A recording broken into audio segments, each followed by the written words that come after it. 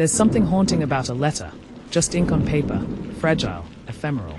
But sometimes, a letter can hold a secret so dark it survives fire, time, and silence. In the quiet town of Maple Hollow, where every street carries echoes of history and every porch light flickers with old tales, a forgotten crime came roaring back to life when a charred letter was found inside an old stone fireplace. What it revealed didn't just reopen a 20-year-old cold case. It shattered the illusion of innocence the town had clung to for decades. This is the story of a family destroyed by silence, a killer shielded by time, and a burnt confession that finally spoke from the ashes. But this isn't just a murder mystery. It's a study in grief, denial, and the chilling resilience of truth. It was a bitter January night in 2003 when Elise Carter, a 17-year-old high school senior, vanished without a trace. Her last known location was her family's home on Willow Bend Road. Her parents, Harold and Martha Carter, were well respected, he a history teacher, she a local baker. Elise was a gifted artist, with college acceptance letters on the kitchen table and a senior project hanging in the school's art hall. That evening had been unusually quiet. Elise had come home from the library around 8:30 p.m., neighbors reported. She had made herself a cup of tea, according to the mug found later on the kitchen counter, and started sketching in her bedroom. It was a snowed-in kind of night. Wind howled. Icicles clung to every gutter. At 10:15 p.m., according to the home's old analog wall clock, time seemingly froze. Something had happened. The next morning, Martha knocked on Elise's door and found it slightly ajar. The room was cold, the window cracked open. Elise was gone. Her phone was still on the nightstand. Her shoes, boots, and winter coat remained. Panic set in. The police were called by noon. But they were already too late. The Carters tried to move forward, or at least pretend to. Harold poured himself into work. Martha stopped baking. She stopped smiling.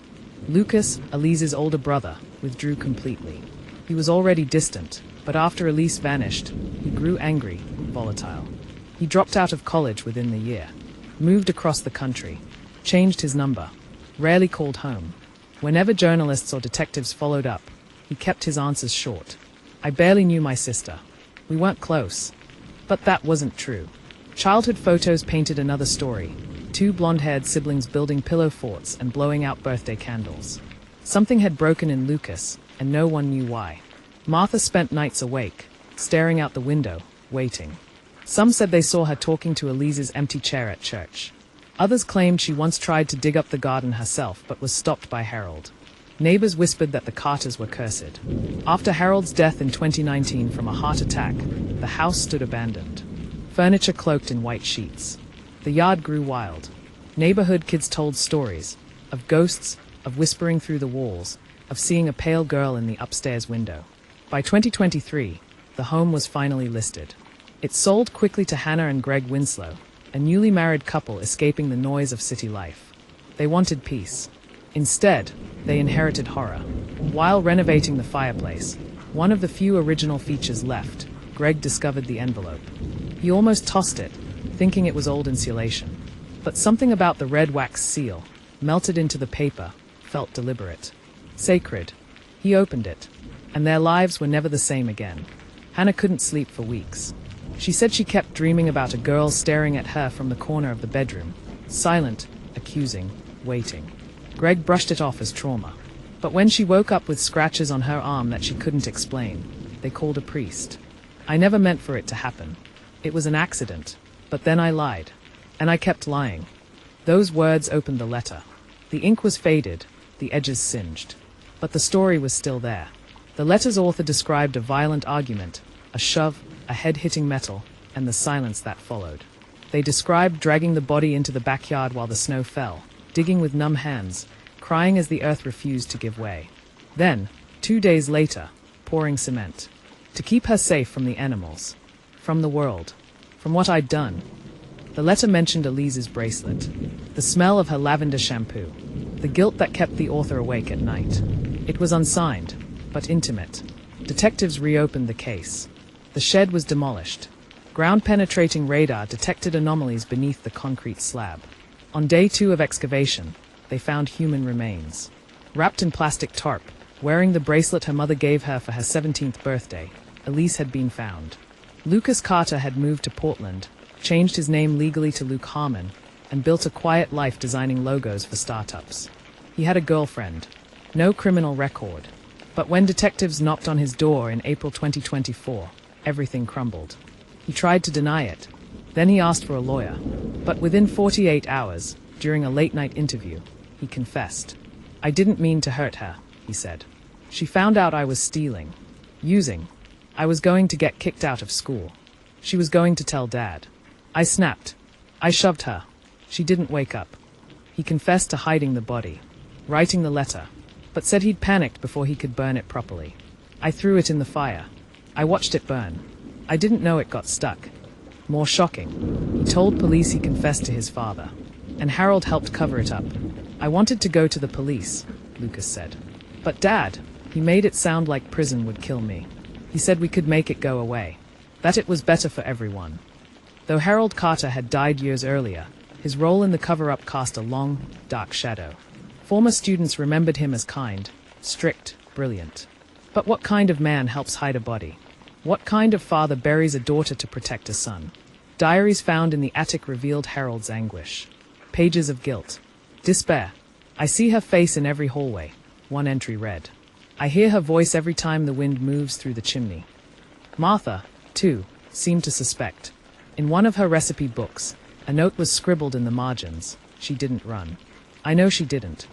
It seemed the family had imploded under the weight of one terrible choice. Maple Hollow wasn't just a town. It was a community that prided itself on safety. Doors were rarely locked. Kids played freely in the streets. The Carter tragedy had always felt like an exception, something inexplicable. But now it had an explanation. And it was worse than anyone imagined. Parents held their children closer. Teachers cried in the lounge. Former classmates of Elise organized a candlelight vigil. Hundreds showed up. Some brought photos. Others brought art supplies, to lay in honor of Elise's creative spirit. A mural was painted on the school wall, Elise's unfinished sketch, restored, reimagined, and immortalized. Church services dedicated sermons to forgiveness. But even forgiveness couldn't erase the stain. Everyone had loved the Carters, but no one knew them. Lucas Carter was sentenced to 25 years. The courtroom was filled to capacity. He never looked at the gallery. Not once. At sentencing, he spoke. "I took someone bright and beautiful and left a hole in the world. I can't ever fix that, but I can carry it." He spends his days in prison teaching art to other inmates. He paints mostly in black and white. His girlfriend left him. His mother's grave remains unvisited. His father's memory is a ghost in the hall. He sometimes dreams of fire, of ash that speaks. The Winslows moved away quietly. Hannah left a note in the mailbox. "We thought we were building a future. Instead, we uncovered a past." The house has not resold. Realtors call it cursed. Elise's story has been featured in podcasts, documentaries, even a miniseries in development. The library holds a reading every January 17th, her birthday. Students read letters they've written to Elise. Some say she's inspired them to speak out. Others just thank her for reminding them that even when forgotten, the truth waits. Sometimes, the truth finds its voice in the most unexpected ways. Not through testimony, not through technology, but through a burnt letter, half preserved by soot and fate. Elise Carter's story reminds us that the past may sleep, but it never truly dies. The fire that should have destroyed that letter instead preserved the one truth that mattered. And that truth brought justice, not only for Elise but for a town haunted by her memory. If this story moved you, consider subscribing to our channel for more haunting cases that prove even the coldest cases can thaw. Don't forget to like, comment, and share, because sometimes, all it takes is one voice to bring the truth to light.